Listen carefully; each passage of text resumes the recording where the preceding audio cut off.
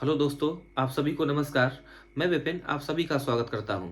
आज की क्लास में हम लोग टाइम एंड वर्क का बहुत ही फेमस टाइप पढ़ेंगे जो आने वाले किसी वनडे एग्जाम के लिए बेहद ज़रूरी है। तो आइए शुरू करते हैं। अगर हम ऐसे मान लें कि दो शख्स हैं ए और बी, अगर किसी काम को ए और बी मिलकर करते हैं टी दिनों में, अगर इस काम को ए अकेला करेगा तो दोनों की अपेक्षा टाइम ज़्यादा ही लगाएगा। तो हमने ऐसे मान लिया कि जब इस काम को अकेला कर रहा है ए, तब वो टाइम लेता है टी प्लस ए दिन, और जब बी अकेला इस काम को करेगा तो ए प्लस बी जब दोनों साथ में करते हैं तो टाइम लगता है टी दिन। जब बी अकेले करेगा तो टी से ज़्यादा ही टाइम लेगा। तो हमने ऐसे मान लिया कि जब बी करेगा तो ये टाइम लेता है टी प्लस बी दिन। अब आप यहां से निकालो कि जब ए और बी दोनों मिलकर काम करेंगे तो टाइम कितना लगेगा। तो टी प्लस ए या टी प्लस बी दोनों का ले लो एलसीएम। तो यहाँ पे T plus A into T plus B, यहाँ से बी की इफिशियंसी आएगी टी प्लस बी, और यहाँ से बी की इफिशियंसी टी प्लस बी से टी प्लस बी कैंसिल और ये टी प्लस ए। तो ये हो जाएगा total work T plus A into T plus B, A plus B दोनों मिलकर। तो टोटल वर्क से दोनों की क्षमता से दे दो भाग। तो डिवाइड करेंगे T plus A plus T plus B, T plus T ये टू टी हो जाएगा, प्लस ए और प्लस बी। तो हमने यहां से ऐसे निकाल लिया कि ए और बी दोनों मिलकर काम को करेंगे T plus A into T plus B upon two T plus A plus B.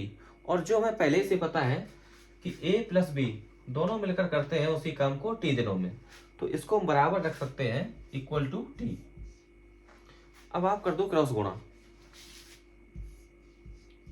और यहां कर दो मल्टीप्लाई। तो टी का टी में इंटू करेंगे T square plus T B plus A T या T A plus A B equal to, अब आप टी का गुणा कराएंगे यहाँ पे, तो two T square plus T A plus T B. अब आप देख रहे कि इस टी बी से ये टी बी कैंसिल और टी ए से ये टी ए कैंसिल, एक टी स्क्वायर जाएगा उधर तो बचेगा टी स्क्वायर। तो T square equal to A B. तो यहां से टी का जो मान निकलेगा वो रूट ए बी। अब इस बात को आप डायरेक्ट ध्यान रखना कि अगर ए प्लस बी दोनों मिलकर किसी काम को करते हैं टी दिनों में, और ए अकेला इसी काम को अगर टी प्लस ए दिन में करता है, और बी अकेला इसी काम को टी प्लस बी दिन में करता है, तब जो टी की वैल्यू आएगी वो रूट ए बी। उम्मीद है ये बात समझ में आपको आई होगी। तो इसको हटा के अब सीधी सीधी बात हम लिखते हैं।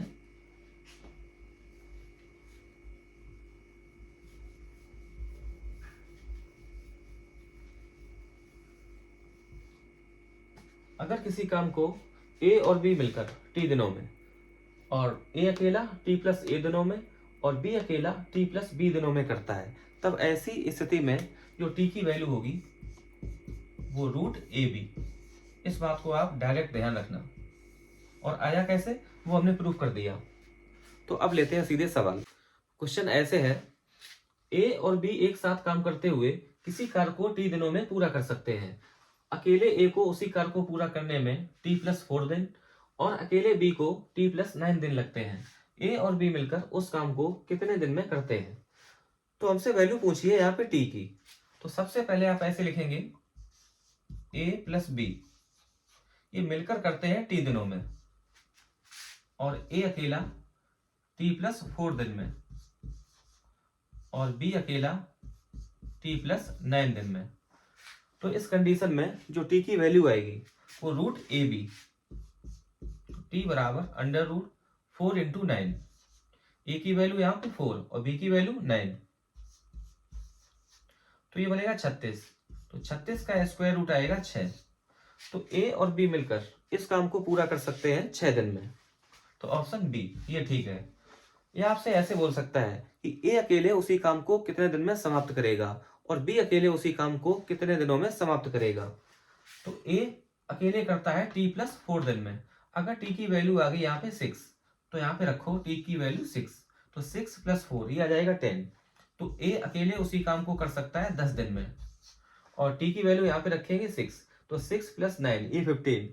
तो बी अकेला इस काम को कर देगा 9 + 6 = 15 दिन में।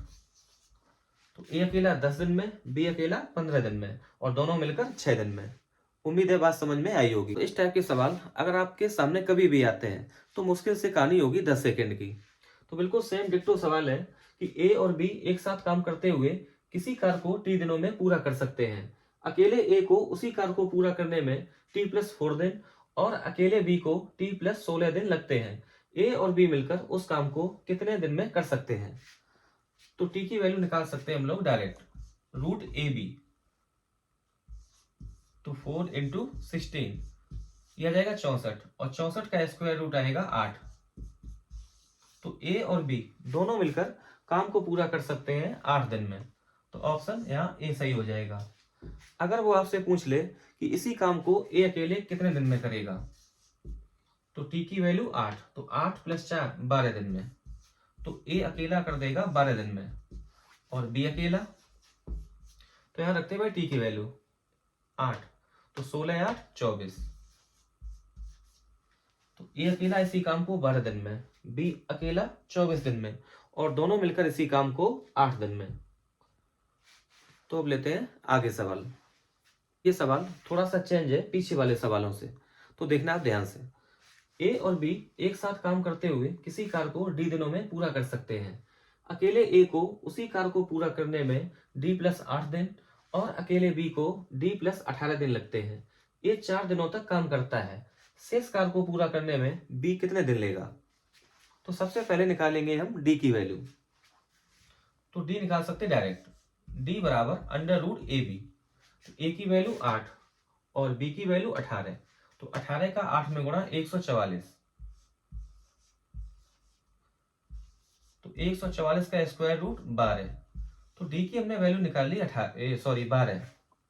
अब यहां से आप निकालो कि इसी काम को ए अकेले कितने दिन में करेगा और बी अकेले कितने दिन में करेगा। तो ए अकेला कर देगा 12, डी की वैल्यू 12, तो 12 + 8 20 दिन में,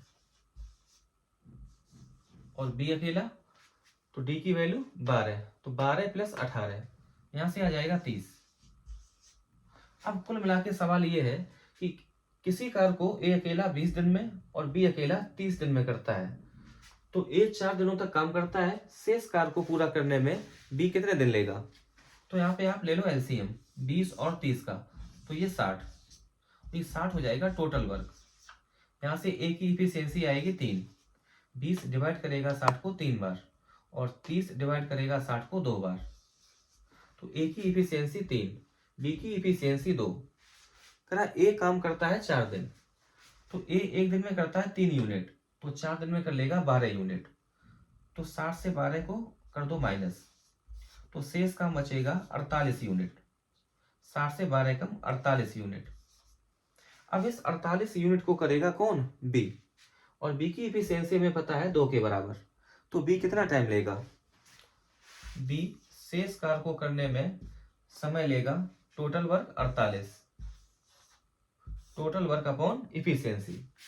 तो 48 काम करवाना है बी से, और बी की इफिशियंसी है 2 के बराबर, तो 2 से कर दो डिवाइड, तो यह जाएगा 24 दिन। तो बी शेष कार्य को पूरा कर देगा 24 दिन में। तो ऑप्शन बी ये सही है। तो आज के लिए इतना ही। वीडियो छोटी है तो प्लीज़ अगर वीडियो आपको पसंद आई हो तो लाइक करें, शेयर करें। देखने के लिए आपका बहुत शुक्रिया।